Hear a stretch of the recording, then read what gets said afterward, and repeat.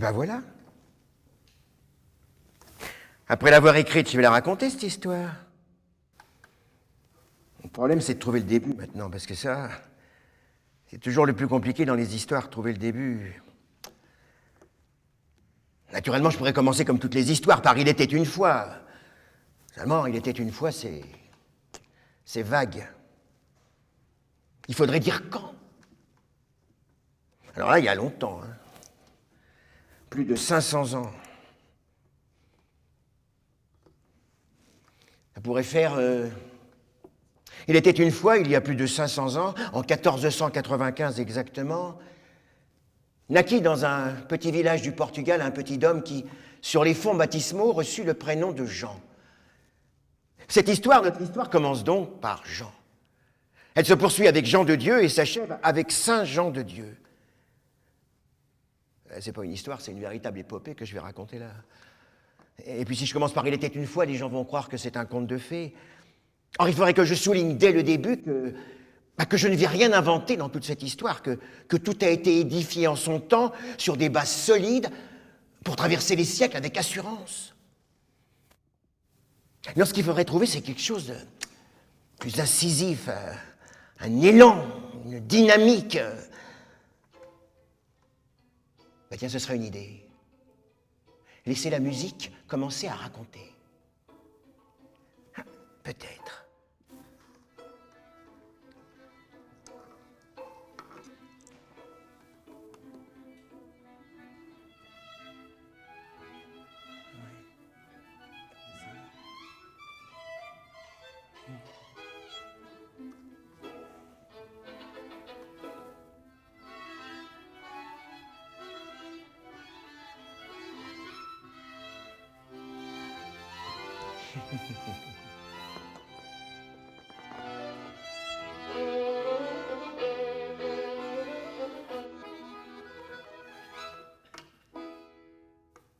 Et puis lancez la phrase clé. Faites-vous du bien, mes frères, en faisant le bien. Ah, un drôle de loustique, ce Jean, un drôle de lascar, un fada. Mais tiens, voilà le terme qui convient. Un sacré fada. Ha. À 8 ans, petit homme, entêté certainement, il décide déjà de quitter la maison, d'abandonner ses parents. D'habitude, ce sont plutôt les parents qui abandonnent leurs marmots, et ben là, c'est le contraire. Ah, mais dis donc, voilà, à peine commencée, cette histoire en recoupe une autre, beaucoup plus ancienne, que j'ai déjà racontée en son temps. C'était comment, déjà? Ah ouais. Et c'était ça. Ils en avaient eu d'abord un saisissement en rentrant à la maison. Il n'était pas là. Tout d'un coup, il n'était plus là. Ils croyaient l'avoir perdu. Ils croyaient d'abord l'avoir perdu. C'était pas rigolo. Elle en tremblait encore. Ils croyaient l'avoir oublié quelque part. C'était pas ordinaire. C'est pas une affaire ordinaire de perdre ainsi un garçon de 12 ans. Un grand garçon de 12 ans. Heureusement, ils l'avaient retrouvé. Dans le temple. Assis au milieu des docteurs. Les docteurs l'écoutaient religieusement. Il enseignait à 12 ans. Il enseignait assis au milieu des docteurs. Oui, seulement le petit Jean, c'était pas le petit Jésus. Hein. Parce que lui, à 8 ans, il était parti, mais parti. Hein. Il s'était fait la valise. Il ne le reverrait plus. Alors autant on peut mettre en parallèle la conduite de ces deux marmots un peu insupportables, autant on ne peut pas les comparer. Il faudra du temps. Il faudra que du temps passe dans la vie de Jean avant que l'on puisse comparer son parcours avec celui du Christ, celui qui sera son maître, qui deviendra son maître. Bon, enfin, pour le moment, ça laisse déjà présager du caractère du futur bonhomme. Bonhomme, j'ai écrit ça, bonhomme? Ben oui. Ben oui, bonhomme, vu ce qu'il va devenir par la suite, on peut bien le qualifier de bonhomme. À 8 ans, Jean est donc amené à suivre une espèce de globe-trotteur. Un inconnu qui devait avoir 2 soleils à la place des yeux. Un aventurier, Un beau parleur aussi, certainement, qui avait dû lui raconter des histoires de pérégrination sur les sentiers du monde, avec à la clé la découverte de pays extraordinaires, ou les épopées de ces marins revenus couverts d'or, le souvenir de ces épices aux senteurs fabuleuses, les fruits, les fleurs, les oiseaux de paradis, en bref, tout ce qu'on racontait à l'époque, 1490, 1500. Et toutes ces idées, ça vous retournait les sens, ça vous mettait l'esprit sans dessus-dessous, ça vous faisait courir des fourmis dans les jambes. Ouais, mais seulement à 8 ans, avoir des centaines de kilomètres qui s'alignent comme ça dans vos pattes, eh bien ça fait aussi réfléchir. On le sait bien, ça donne à penser de marcher. Ben sinon, pourquoi serait-il encore si nombreux aujourd'hui à partir sac au dos sur les chemins du monde en quête de pèlerinages incertains? À 8 ans, Jean est donc amené à réfléchir, à méditer, tout au long de ces longues journées de randonnée sous le chaud soleil d'Espagne. Et puis un beau matin, le petit Jean, il n'en peut plus. Il ne peut plus se lever, il ne peut plus arquer. Alors son acolyte, son ravisseur, le plante là, à 400 km de son point de départ, à 400 bornes de chez ses parents.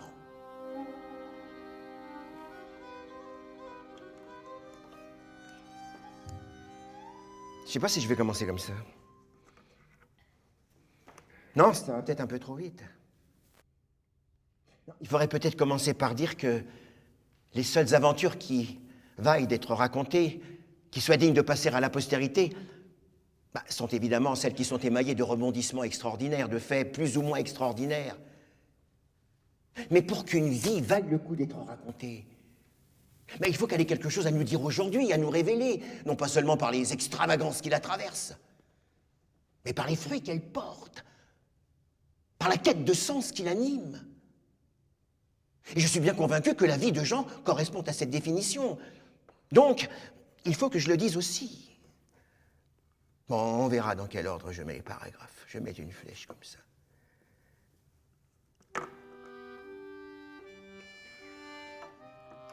À 8 ans, Jean est donc abandonné à 400 km de chez ses parents. Il est recueilli, accueilli par le maître berger d'un riche propriétaire. Oh, un homme bon, de toute évidence, qui s'attache à lui, qui en prend soin, qui l'éduque, et qui va finir par lui confier la garde des troupeaux de son noble de patron. Mais sans doute, Jean est-il sérieux, consciencieux, appliqué, réfléchi. Voilà qu'il attire l'attention du patron lui-même, qui lui propose de devenir son palefrenier, comme qui dirait son valet personnel. Alors là, récapitulons. D'abord berger, puis responsable de la bergerie, puis palefrenier particulier de don Fernando de Tolède, comte d'Oropesa. La fichtre, c'est pas rien pour un petit fugueur. Sans parents, sans relations, sans argent, sans piston. Et ça en dit long sur le caractère de l'enfant devenu à présent jeune homme. D'ailleurs, notre petit jeune homme, il a déjà des problèmes de conscience, ouais. À bichonner les quadrupèdes de son noble de patron, il se demande parfois s'il ne ferait pas mieux de s'occuper de ses frères humains en péril. Ça, c'est pas moi qui l'invente, hein. Ça a certainement dû lui traverser l'esprit parce que c'est lui qui l'écrit. Enfin, c'est lui qui le fera écrire plus tard, sur le tard, par la suite.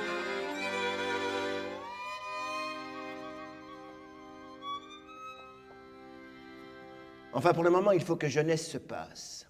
Alors, le besoin d'aventure, l'envie de liberté, de découvrir le monde, voilà ce qu'anime notre petit jeune homme. Seulement, comment parvenir à assouvir ses désirs? Ben oui, s'engager. Engagez-vous, qui disaient les sergents recruteurs le samedi sur la place du marché, devant leur petit étal. Allons, approchez, jeunes gens, venez signer là.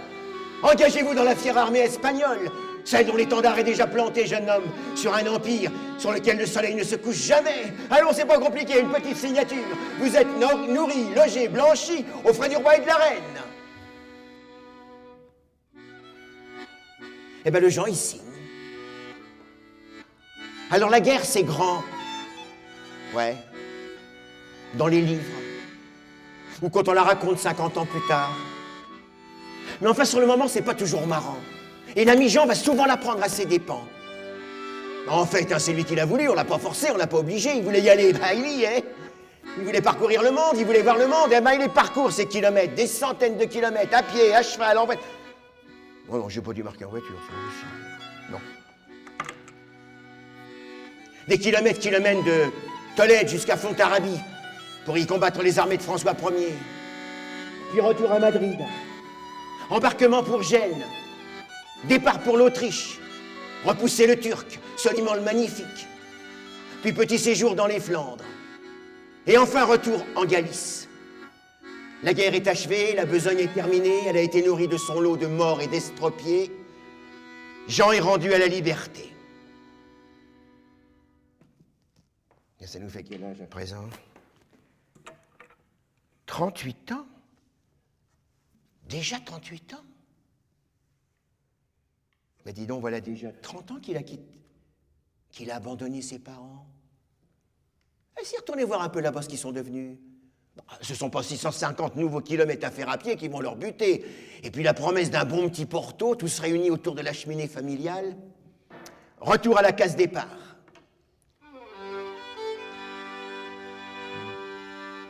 Malheureusement, la case est vide. Les parents ne l'ont pas attendu pour se payer un petit voyage trans-éternité. Alors on devient tous orphelins un jour ou l'autre. Le seul problème, c'est le bilan de sa vie de famille. Qu'a-t-on fait de sa vie? A-t-on répondu aux aspirations, aux désirs de ses parents? A-t-on été pour eux le réconfort, le soutien qu'ils escomptaient? Et bien de ce côté-là, on fait vite comprendre à Jean que ses parents, c'est lui qui les a tués, de chagrin. Alors voilà de nouveau Jean qui est amené à réfléchir, à méditer.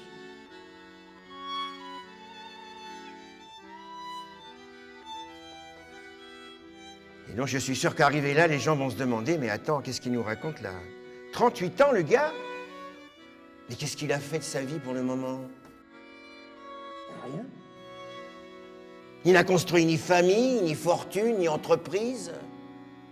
Il a été un errant, un cheminot, il a fait 36 métiers. Il zappe d'ailleurs allègrement de l'un à l'autre, un temps berger, un temps soldat, un temps valet de ferme, un temps valet de pied. Et puis c'est pas terminé, non, il va devenir maçon, libraire, infirmier. Peut-être aller voir alors côté spiritualité, où en est-il de son rapport à Dieu? Se prépare-t-il humainement parlant à devenir un saint? Il est né au Portugal, il vit en Espagne, deux pays catholiques, il est donc a priori catholique, ce qui paraît naturel. D'ailleurs, il s'acquitte fort bien de ses obligations de catholique, il prie, il va aux offices, il pèlerine. Bon, enfin, rien là de surnaturel. Mais il est des âges dans la vie d'un homme où les questions se posent avec plus d'acuité. Des incertitudes voient le jour. Des fissures commencent à briser la carapace d'une jeunesse qu'on croyait éternelle. Un bilan s'impose. Qu'a-t-on fait de sa vie? A-t-on cherché à lui donner un sens? A-t-on été seulement un balai qui a servi et qu'on a remis derrière la porte? Mais au moins il a servi. Et voilà que Dieu commence à tarauder l'esprit de Jean. Oh, d'abord c'est léger. C'est tout petit, plus léger qu'un souffle. Et cela souffle d'ailleurs d'une drôle de façon. Jean décide de partir explorer les côtes d'Afrique. Pourquoi pas? On est aventurier ou on ne l'est pas. Et puis si les voyages forment la jeunesse, il a tout intérêt à se dépêcher. Alors au Maroc, Jean se fait embaucher comme maçon à la construction des fortifications d'un port par les Portugais pour se protéger des incartades des pirates qui écumaient alors la Méditerranée, Barberousse et toute sa clique. Mais là, sur le chantier, c'est pas rose tous les jours. Les ouvriers sont harcelés, maltraités, on leur en fait voir de toutes les couleurs. Tant et si bien qu'un grand nombre d'entre eux embrassent la foi musulmane et courent se réfugier dans les villes voisines. C'est ce qui arrive justement aux compagnons de travail de Jean. Et Jean se sent responsable de cette désertion. Il n'a rien su dire, rien su faire pour mettre un terme à ce qui lui semble être une trahison. Enfin, peut-être n'a-t-il pas assez parlé, assez conseillé ce compagnon d'infortune. La foi de Jean est prête à faillir.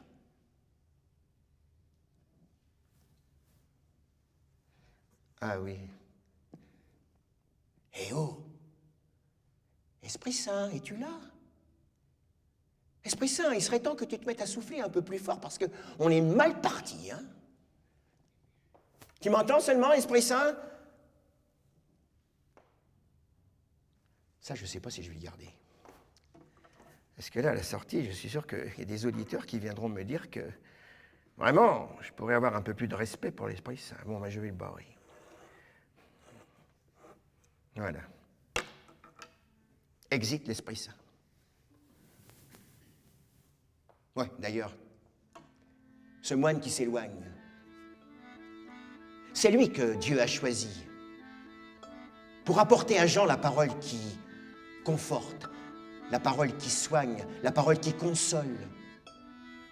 Grâce à la parole de ce moine, Jean va échapper à sa crise de désespoir. Il va échapper aussi à l'Afrique. Retour sous des cieux plus cléments. Gibraltar. Jean s'accroche au rocher. Et cette parole qui lui a été confiée de la part de Dieu d'un côté de la mer, Jean va la rendre à Dieu de l'autre côté. Seigneur, je veux te servir de toute ma force. Mais pour te servir, indique-moi le chemin à suivre. Toi qui mérites que je m'attache à toi de tout mon cœur et de toute mon âme.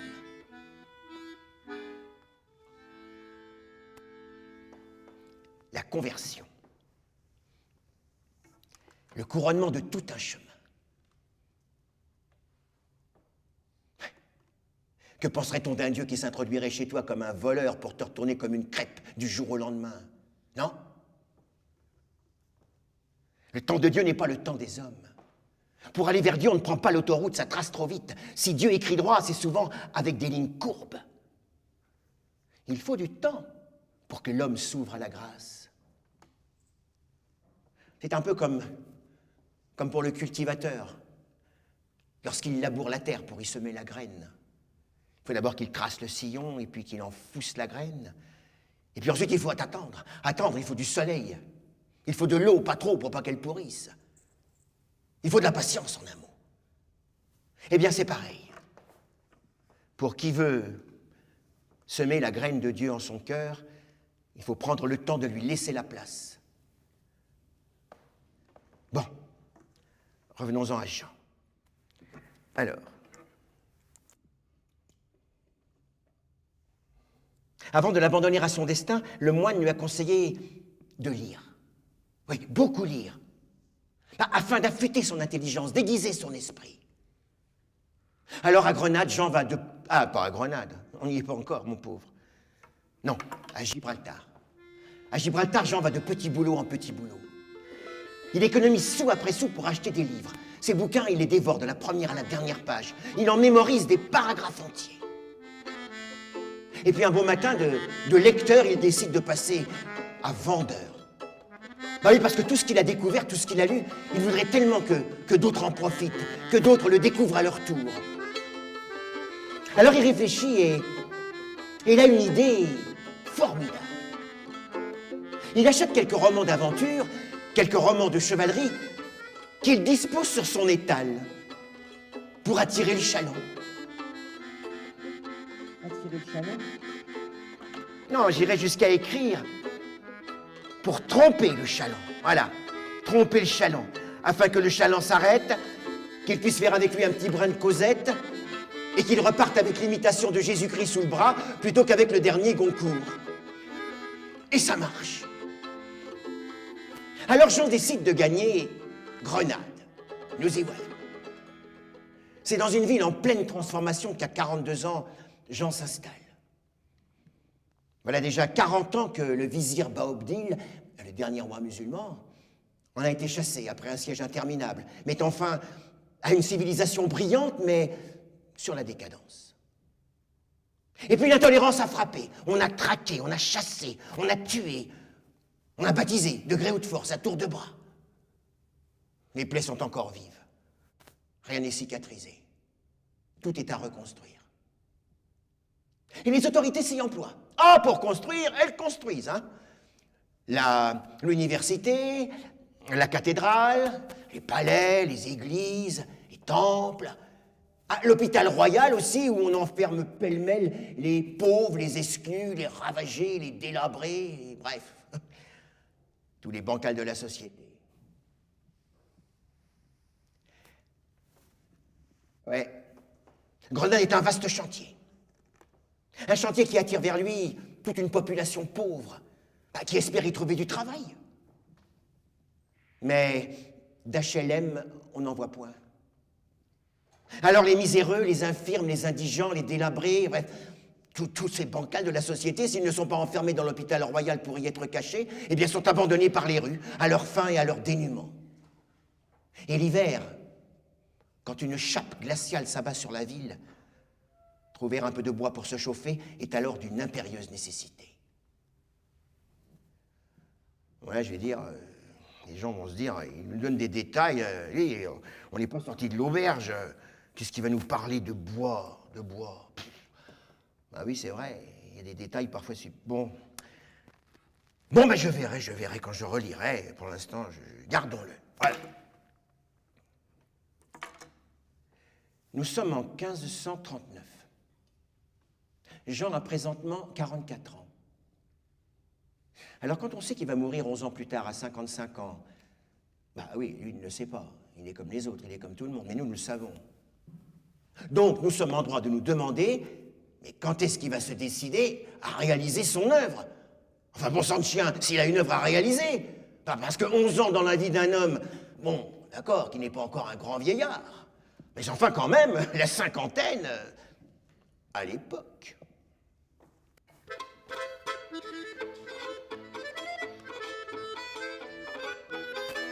C'est jour de fête à Grenade. Le 20 janvier, le jour de la Saint-Sébastien, un peu le patron de la ville. Et toute une foule s'est rassemblée sur l'une des collines avoisinantes pour y écouter le maître spirituel, l'apôtre de l'Andalousie, celui qui deviendra Saint Jean d'Avila. Et personne n'est déçu d'avoir pris sa journée. Ce type-là, quand il parle, il vous retournerait des morts. C'est un évangile à lui tout seul. C'est le feu qu'il allume dans les âmes. Il sait taper là où ça fait mal, mais dire aussi les paroles qui réconfortent. Eh bien, pour Jean, c'est son chemin de Damas. Le bouleversement, le soudain retournement, le ciel lui tombe sur la tête, le sol s'effondre sous ses pieds. Voilà que tout d'un coup, toutes ces idées sont mises sans dessus-dessous, le chaos, le tohu-bohu, l'incompréhensible. Quand je disais tout à l'heure que cet homme était plutôt un excessif, eh bien nous y sommes en plein. Jean est en pleine crise. Comme un fou, c'est le cas de le dire. Il court jusqu'à sa boutique. Les livres pieux, il les distribue gratuitement aux passants. Quant aux livres profanes, il les déchire, il les piétine. Puis il se déshabille. Il revêt de ses habits un pauvre qui était là, à 2 pas sur le trottoir. Et dans cet état, il se rend par les rues, sur la place de la ville. Des gens sont là, qui papotent, et qui voient tout d'un coup cet homme se rouler dans la boue, s'arracher les cheveux, crier comme un maudit. Alors on se regarde, on se dit, cet homme n'est pas tout à fait dans son état normal, il faudrait faire quelque chose. Alors on va vers lui, on le ceinture, il se débat, on le maîtrise. Et gentiment, on l'accompagne jusqu'à l'hôpital royal, pour qu'il y soit enfermé.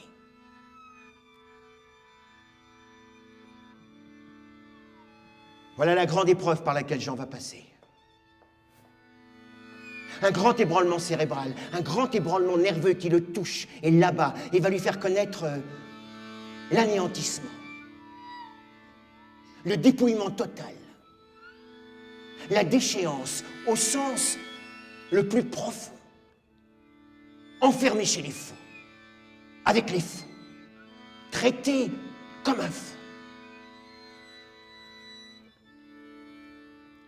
Jean va ressortir de cette épreuve totalement transformé, métamorphosé. Tiens, j'irais peut-être jusqu'à écrire ressuscité. Ouais, ressuscité.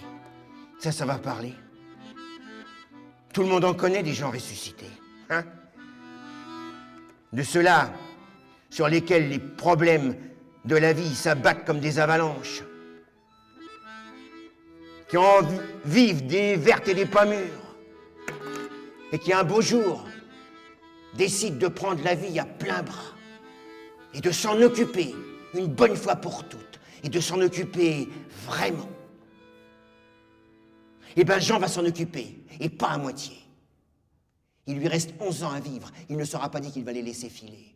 Voilà 44 ans qu'il tergiverse, qu'il hésite, qu'il se pose des questions. Est-ce qu'il va le faire? Est-ce qu'il ne va pas le faire? Avec qui il va le faire? Eh bien non, cette fois-ci, Dieu l'a interpellé. Jean est en état d'urgence. La foi, c'est l'espérance qu'un autre monde est possible, à condition qu'on le mette en route. Et cette misère qu'il a connue, cette misère qu'il a touchée du doigt en touchant le fond, eh bien Jean est bien décidé à lui tordre le cou. Jean va donner, Jean va se donner, Jean va tout donner.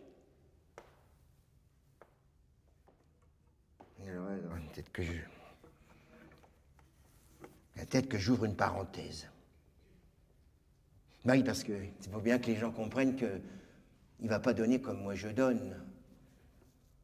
Bah, c'est-à-dire en échange d'un bon qui me permettra de soustraire mon don à ma déclaration d'impôt. Parce que ça c'est bien. C'est très bien. Enfin, c'est peu. Hein. C'est très peu.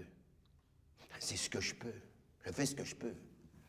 Ah ben non, je suis désolé, j'ai déjà donné, je ne peux pas faire plus. Hein. Je ne suis pas Rockefeller.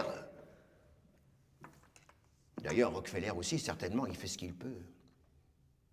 Oui, mais Jean, c'est différent. C'est lui qui va donner, tout entier.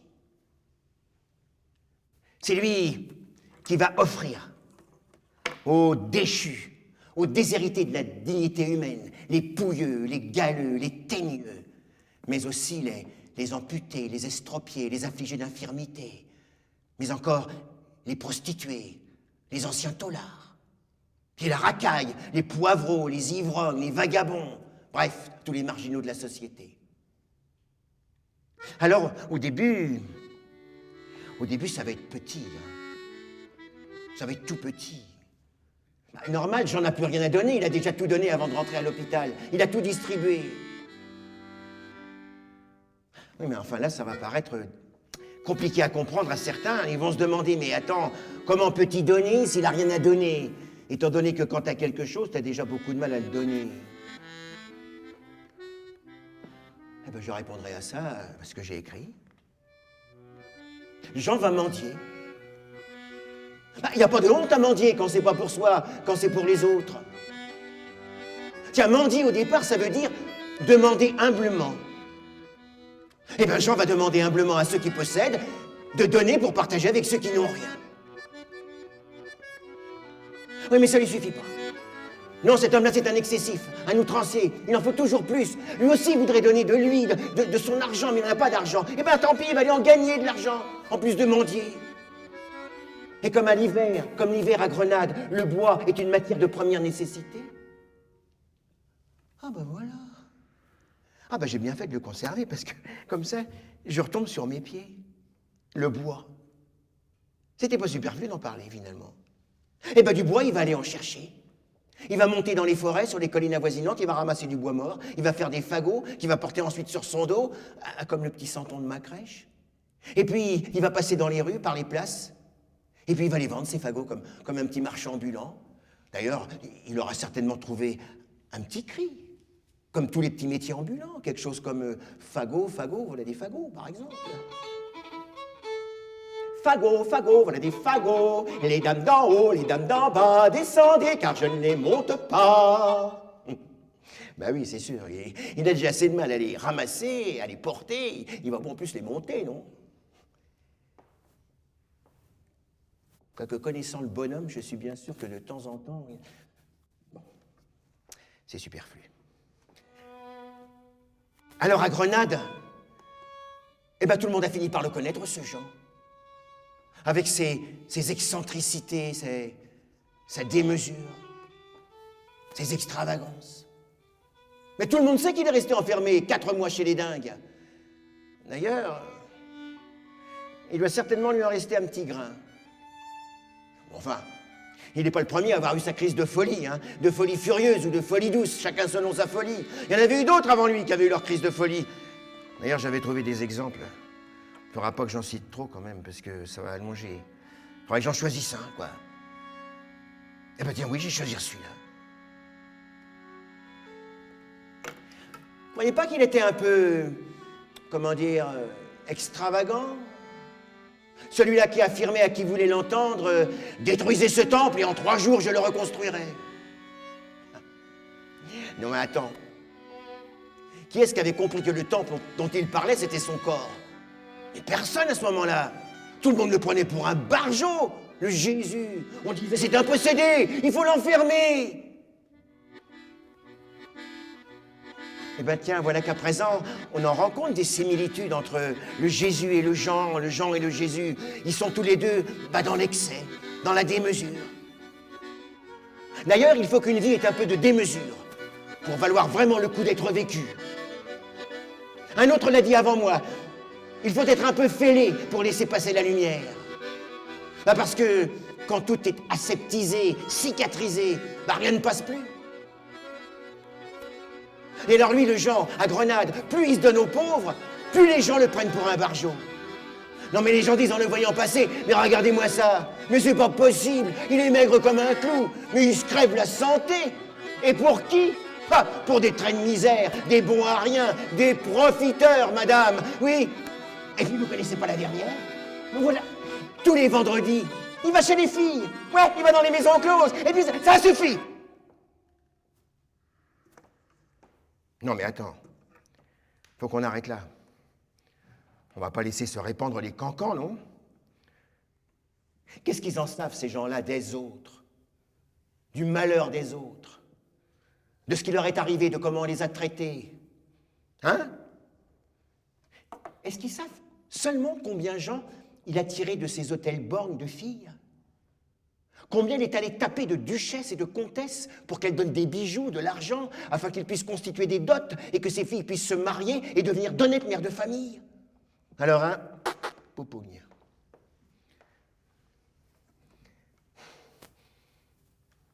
Non mais attends. Est-ce que j'aurais l'idée, moi, d'aller trouver mes copains pour leur demander qu'ils me donnent leur bon du trésor, leur lingot d'or ou leur Napoléon, que je puisse les vendre pour donner l'argent aux pauvres? Non mais attends, ils me prendraient pour un fêlé, les copains. Moi, je tiens à garder mes copains, alors donc, j'irai pas leur demander, hein. Ouais, mais Jean, ça lui est égal. Jean, il fonce, Jean, il y va, il n'a pas de complexe, hein. L'amour, c'est de la démesure. Mais tu peux pas t'empêcher d'en faire trop quand tu aimes vraiment. Tiens, c'est peut-être à cet endroit-là que je vais placer une petite anecdote. L'amour, c'est de la démesure. Je vais mettre la petite anecdote du salon parfumé.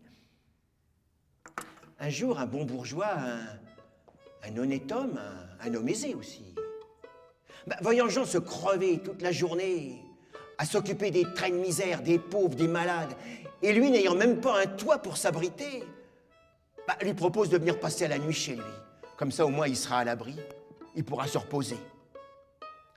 Ah! Qu'est-ce qu'il n'a pas dit là, le bonhomme? Non mais attends, il va le regretter.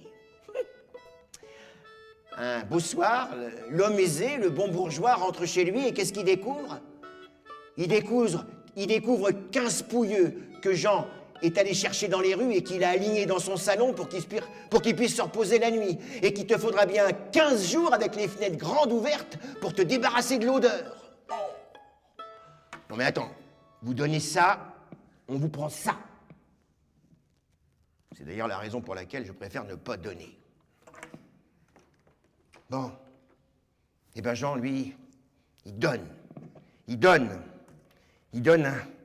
tout ce qu'il veut. De toute façon, il est tellement touchant, il est tellement... qu'on sait bien que c'est pas pour lui qu'il fait tout ça, que c'est pour les petits, les déshérités, alors on lui pardonne, on lui en veut pas.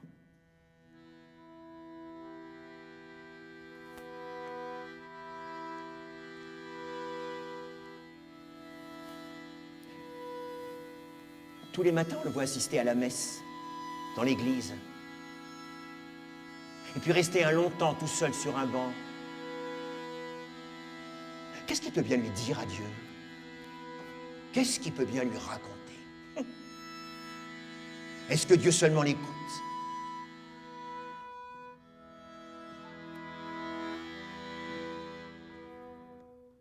Eh bien oui, Dieu l'écoute. Parce que ce qu'il va demander à Dieu, Dieu va lui donner. Rien n'est impossible à Dieu. Là, je suis sûr qu'il n'y a plus d'un auditeur qui va sauter sur sa chaise à ce moment-là. Ben, ça c'est sûr, hein. Ça n'arrive pas tout seul. Il faut d'abord faire confiance à Dieu. Et puis se faire confiance. Être sûr que si l'on s'occupe des affaires de Dieu, Dieu s'occupera de nos affaires. Oh, c'est sûr, ce ne sera pas rose tous les jours. Il y aura des problèmes à régler, des épreuves à surmonter. Mais enfin, quand Dieu s'est occupé de ses affaires, il a lui aussi eu des problèmes à régler. Et de sérieux problèmes, même.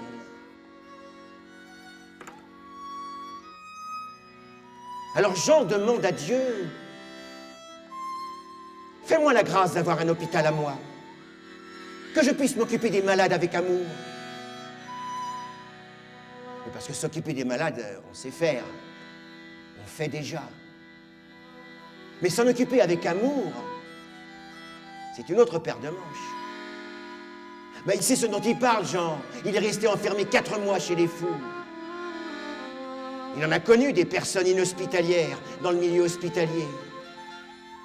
Oh, il leur en veut pas. C'était pas de leur faute. Elles savaient pas faire. Elles n'étaient pas assez nombreuses, il n'y avait pas assez de crédit. Elles étaient débordées. Ouais, mais seulement Jean, lui aussi, il sera débordé. Lui aussi, il aura des tas de choses à faire. Et pourtant, ça ne l'empêchera pas de s'occuper de ses malades avec humanité. Ben parce que dans un petit coin de sa mémoire, il y a des images qui sont gravées, indélébiles. C'est Guernica, c'est le goulag. Tous ces malades enfermés chez les fous, avec les fous alliés.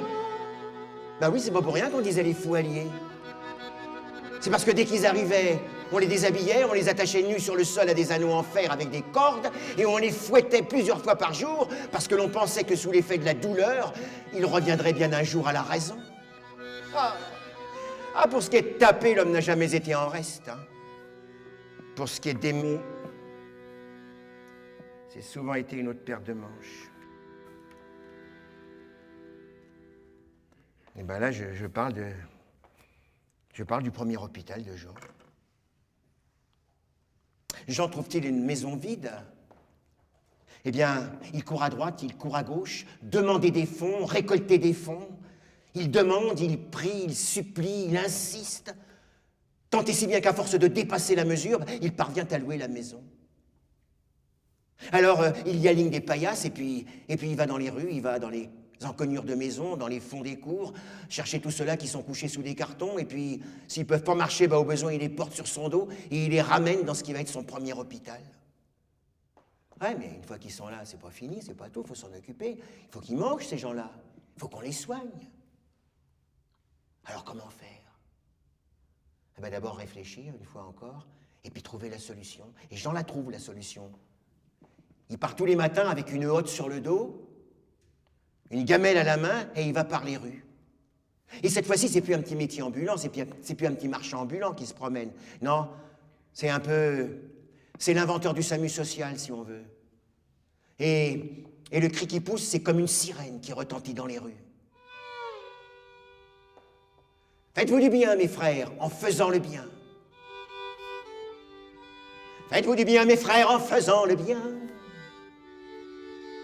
C'est pas lui qui l'a inventé, hein, ça, non. Il l'a lu quelque part, mais où? Dans la Bible, sûrement. Il en connaît des passages par cœur. Tiens, l'Ecclésiaste. Si tu as quelque chose, fais-t'en du bien à toi-même. Et puis ça lui rappelle aussi les paroles d'Isaïe. Devant le pauvre qui a faim, tu ne te déroberas pas à ta propre chair. Autrement dit, ta chair et la chair du pauvre, c'est la même. Alors tu as tout intérêt à bien t'en occuper. Alors les gens, ils ont, à force, ils savent de quoi il s'agit. Ils reconnaissent tous la sirène qui hurle dans la rue quand elle passe. Alors ils descendent et ils mettent dans la hotte des fruits, des légumes, du pain. Dans la gamelle, ils mettent des restants de viande, des restants de soupe. Et puis, une fois que c'est plein, Jean repart à l'hôpital. Mais attendez, c'est pas encore le temps de faire bouillir la soupe. Non, c'est qu'il y a du travail avant. Il faut d'abord laver, soigner, penser, réconforter. C'est du boulot, la charité. Charité. Mais oui, j'ai marqué charité, mais je ne sais pas s'il va garder ce mot-là. C'est un peu démodé, et puis ça va faire sourire. Les dames de charité, c'est difficile, hein. Et pourtant, charité, ça veut bien dire ce que ça veut dire. L'amour du prochain, dans les yeux duquel tu rencontres Dieu. Encore cette histoire de temple.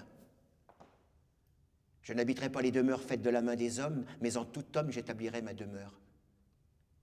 Tout homme est le temple de Dieu, la demeure de Dieu. Sacré. Un homme que tu sauves toute l'humanité. Bah tiens, voilà un principe qui va en influencer plus d'un durant l'histoire de cette humanité. Et puis, j'espère que c'est pas fini. Alors,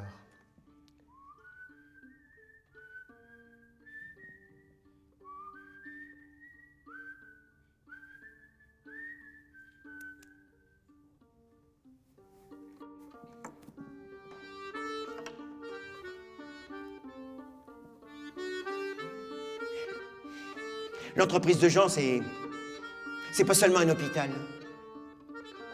Ça devient très vite un orphelinat pour les enfants qu'on abandonne, un asile pour les vieillards, un bureau d'aide sociale pour les marginaux, une halte pour les routards, un havre d'accueil pour les prostituées.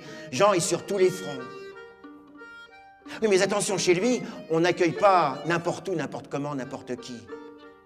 On ne mélange pas les gens malades et les gens sains, les gens bien portants et les gens contagieux. Non, chez Jean, dans son premier hôpital, c'est chacun son étage et puis chacun son lit. Ouais, c'est Jean qui découvre ça. Parce que jusqu'à présent, dans les hôpitaux, c'était 4 à 6 personnes dans le même lit. Eh bien, avec Jean, c'est chacun qui retrouve une place à part entière. Sa dignité d'être humain. Une place par personne.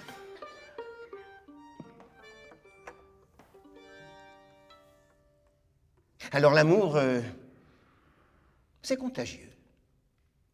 Ça fait tache d'huile. Bientôt, des bénévoles rejoignent Jean pour l'aider dans sa tâche, des médecins pour diagnostiquer, des aides pour soigner, des petites mains pour laver, panser, des prêtres aussi pour réconforter les âmes, soigner les âmes. Ah oui, mais attention, Jean n'accueille pas chez lui n'importe qui non plus, n'importe comment, pour l'aider.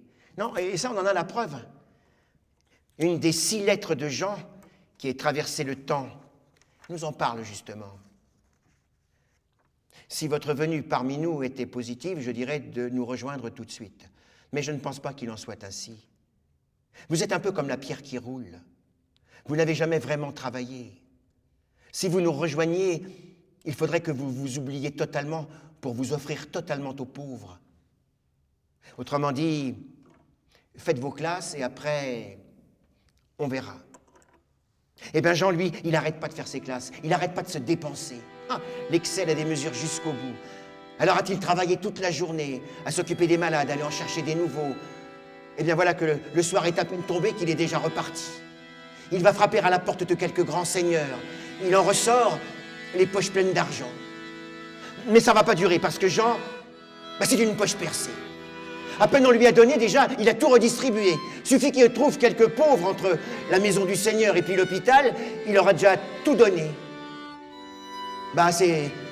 C'est qu'il a rudement longtemps médité son Notre Père.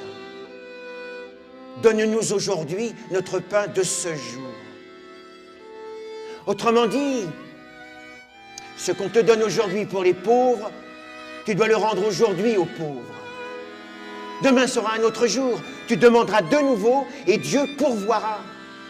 Ben, c'est ça la foi. Et puis il n'y a pas à choisir ses pauvres. Donner ici ou donner là, c'est toujours donner aux frères de Jésus-Christ.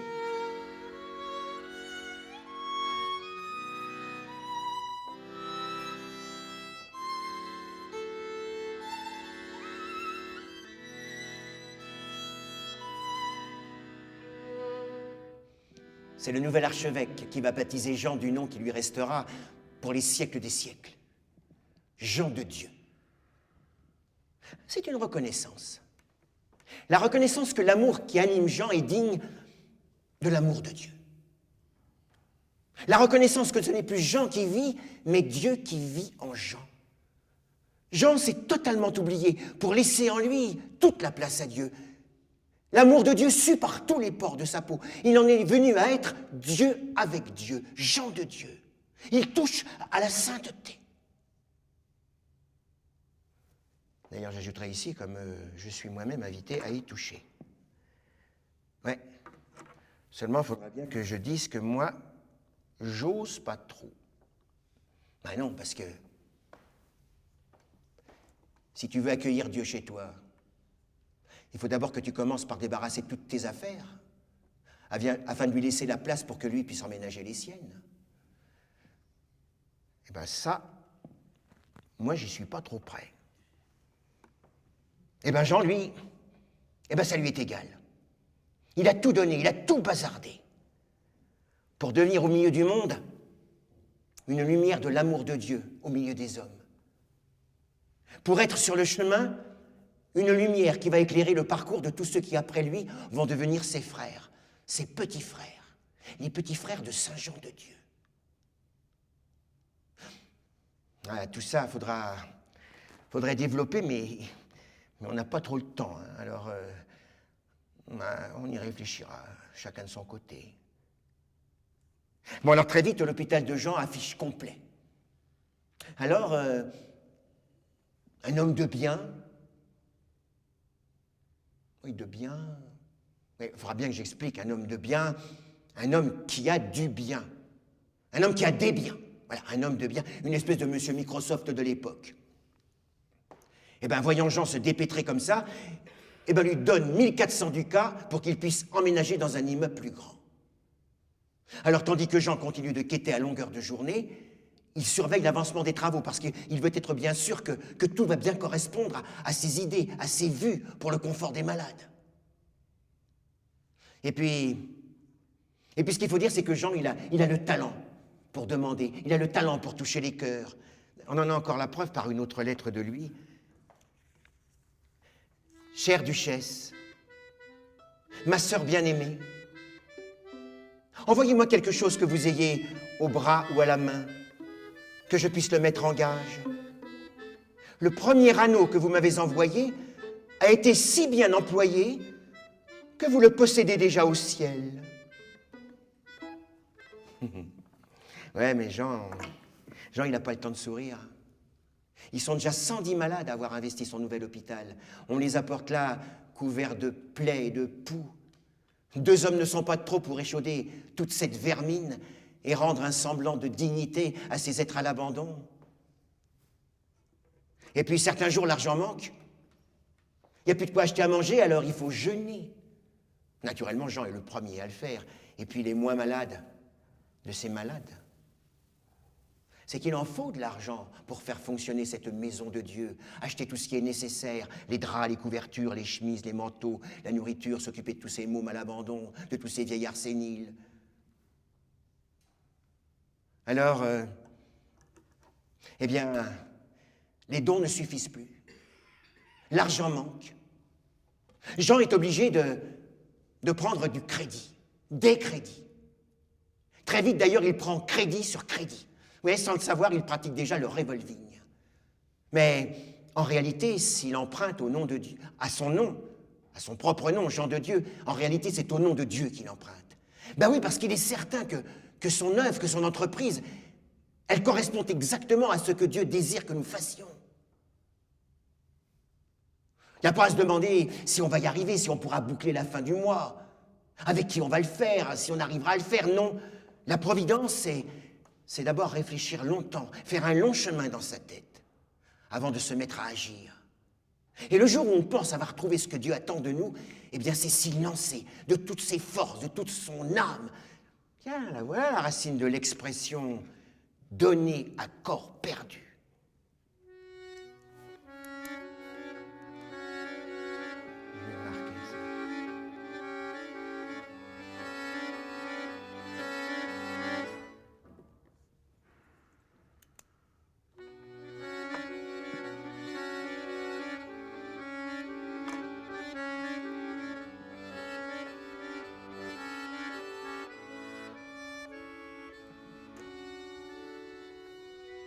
Certains jours, Jean, il n'ose même plus sortir de l'hôpital.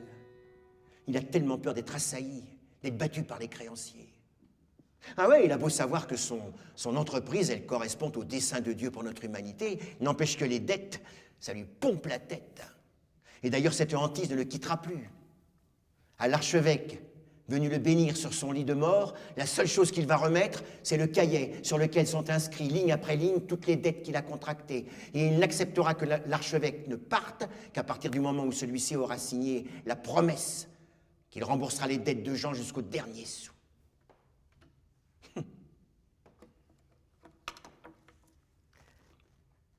Alors,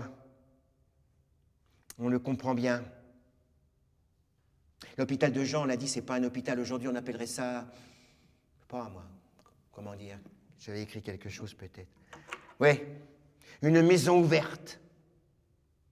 Parce qu'à côté des malades, des vrais malades, de ceux qui peuvent pas se lever tout seuls, qui peuvent rien faire tout seuls, il accueille aussi d'autres genres de malades.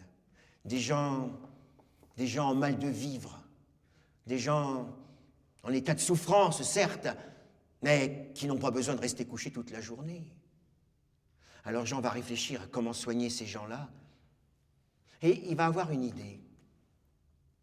Il va réfléchir, il va se dire qu'une bonne façon de soigner, c'est d'essayer de rendre à chacun une image valorisante de lui-même, qu'il puisse se retrouver, qu'il puisse se reconnaître.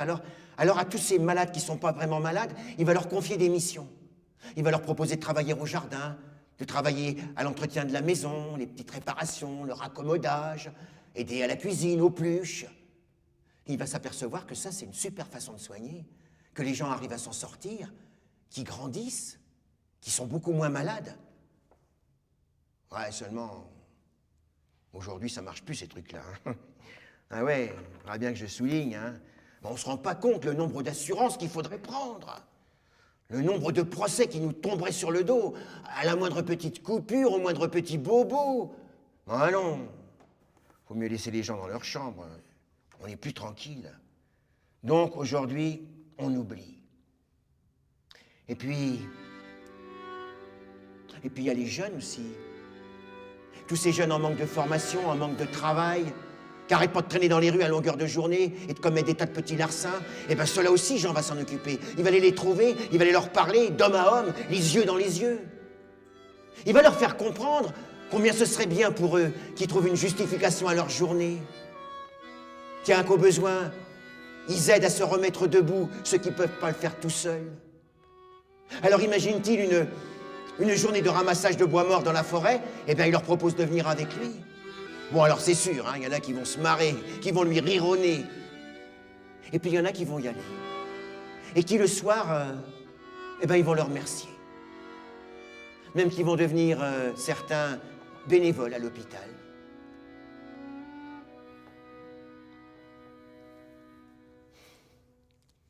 Et puis Jean va embaucher un premier salarié, Angulo. Angulo, c'est très vite le bras droit, l'homme de confiance. Celui auquel Jean va confier les missions délicates, garder l'hôpital en son absence, aller quêter auprès de riches donateurs dans les villes voisines. Angulo, c'est le bras droit, ouais. Celui qui va aider son patron dans les petites comme dans les grandes tâches, parce qu'il a tout compris de l'engagement de son patron. Angulo, il va devenir indispensable. Oui, mais attention. Et là, je l'ai bien précisé. sans jamais dépasser les limites. Et parce qu'Angulo, il a une famille. Il a une femme et 4 enfants, dont il a bien décidé de s'occuper. Donc le soir, quand il rentre du boulot, il éteint le portable, il n'emmène pas non plus une pile de dossiers à éplucher. Pour Angulo, le soir, c'est sacré, c'est le temps de la famille.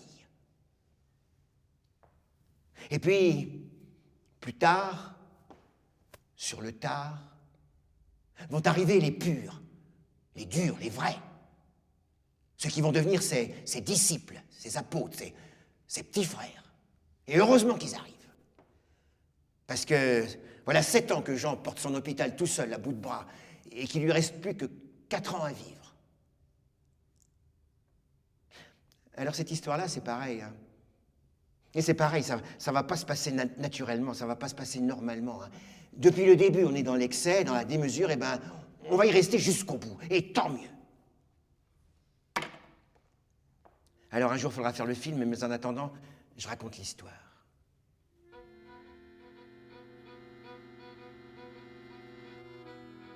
Alors le gibet a été dressé à Grenade. Un homme a été condamné à mort. Cet homme a commis un crime. Oh, pas n'importe quel crime, non. Oui, parce qu'il faut dire qu'à Grenade, en ce temps-là, il existait différentes sortes de crimes. Les mauvais crimes et les bons crimes. Et là, il s'agissait en l'occurrence d'un bon crime, un crime pour laver l'honneur. Un crime qui ne faisait pas l'objet de poursuites judiciaires en ce temps-là, à Grenade, et les juges n'auraient certainement pas eu la main si lourde si l'accusateur, un certain Anton Martin, c'est ça, n'avait eu à cœur de voir rayer du nombre des vivants l'assassin de son frère. Cet Anton avait mis toute sa hargne, toute sa force au service de l'assouvissement de sa vengeance. Oh, cet Anton n'était pas un mauvais homme. C'était même un chrétien, et un bon chrétien. Ouais. Il donnait aux pauvres. Il donnait même beaucoup à Jean.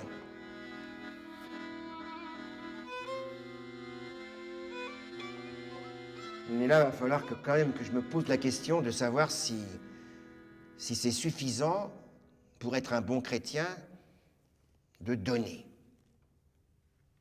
Bien, moi, par exemple, je suis un chrétien dans la moyenne, pas mauvais, plutôt bon, j'espère. Ça ne m'empêche pas pourtant d'avoir souvent derrière les oreilles l'idée de servir un bon plat qui se mange froid à certains de mes prochains. C'est humain.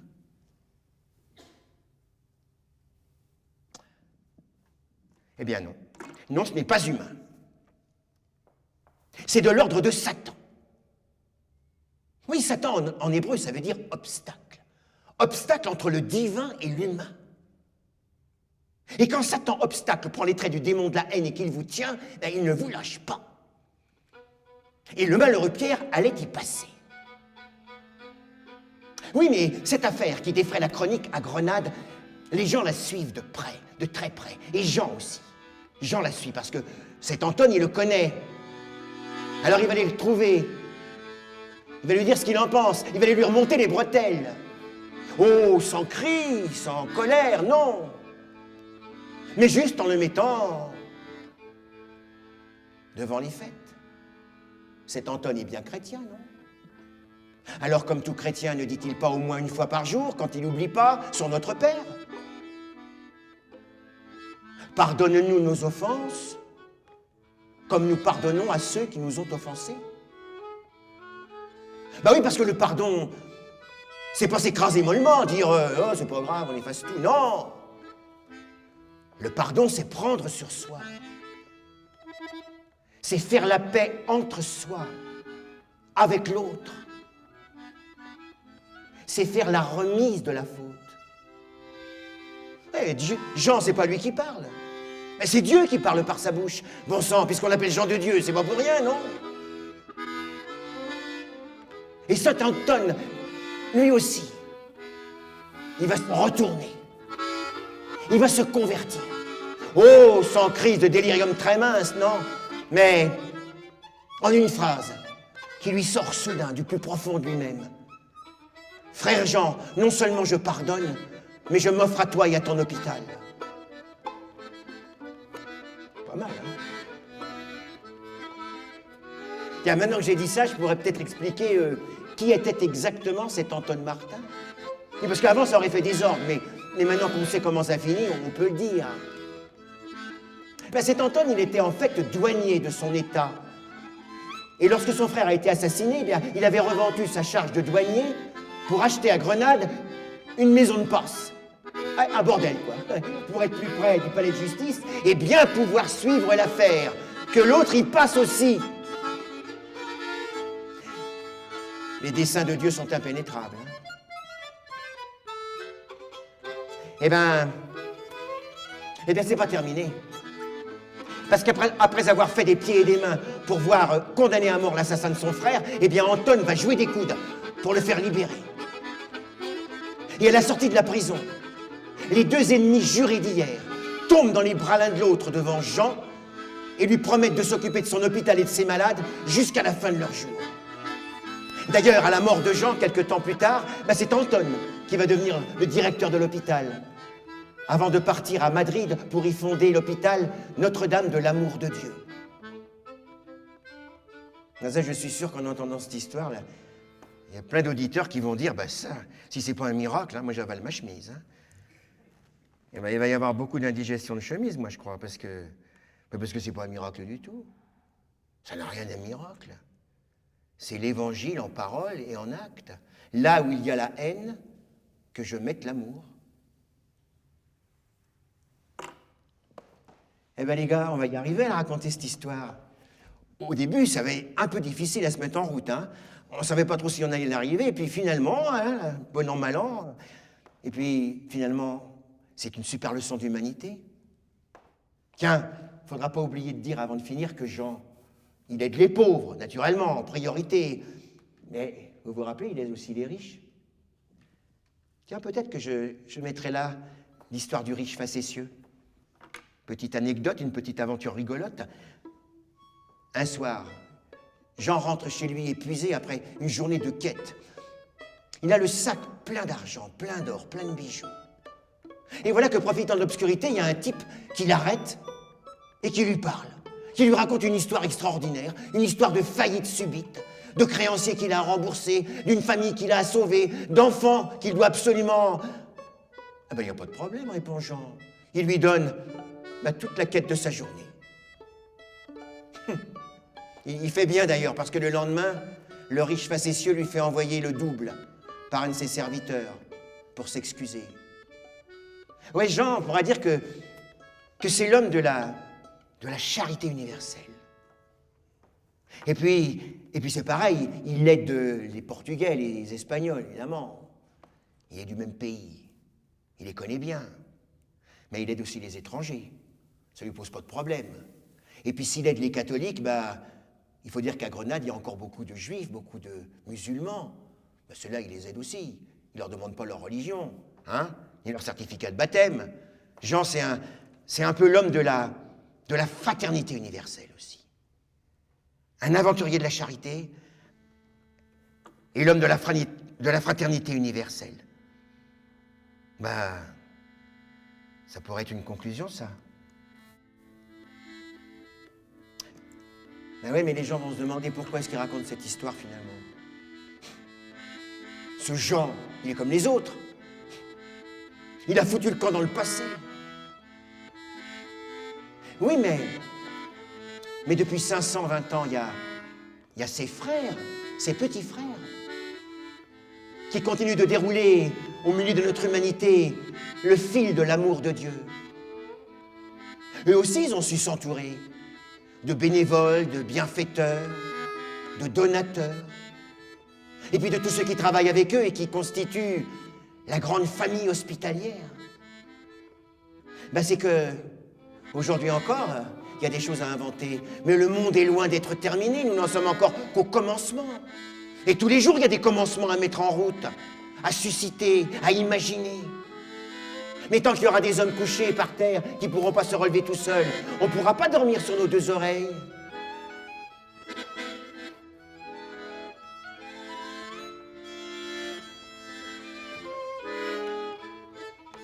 Alors le mot de la fin, ce sera aussi compliqué que le mot du début. Finir. Mais est-ce qu'on peut seulement finir? Si on finit, c'est même plus la peine de raconter tout ça. Si c'est fini, ça fait partie du passé. Or, nous, ce qu'on veut, c'est être branché sur le futur, sur l'avenir. Non, finir, ça ne va pas. Eh bien alors, on va finir comme on a commencé, sans finir, en lançant le petit cri de Jean. Faites-vous du bien, mes frères, en faisant le bien. Voilà des mots pour des nouveaux commencements à mettre en route, par exemple, dès demain. Ça, c'est pas mal. Vendu.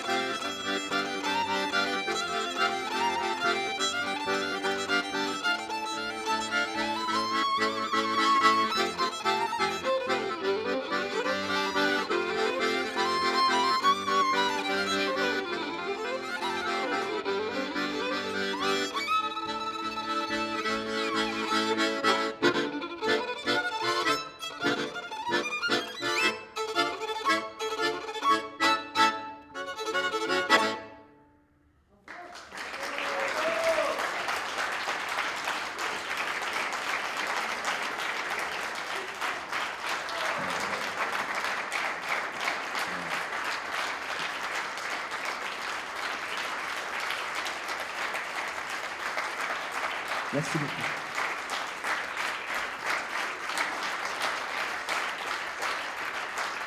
Merci bien.